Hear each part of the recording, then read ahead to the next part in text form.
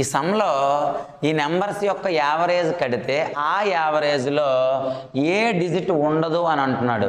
Average కట్టడము అంటే some of items by number of items చేయడం. ఇప్పుడు సొల్యూషన్ చూడండి.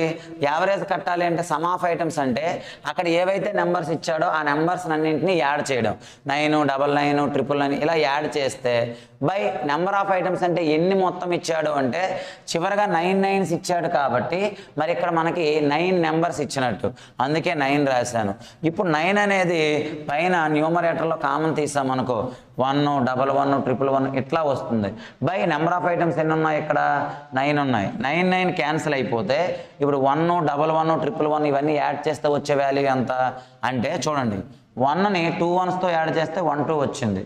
1, 11, 111 ఇలా చివరగా 4 1s యాడ్ చేస్తే మనకు 1 2 3 4 వచ్చింది. చివరగా 3 1s యాడ్ చేస్తే 1 2 3 వచ్చింది.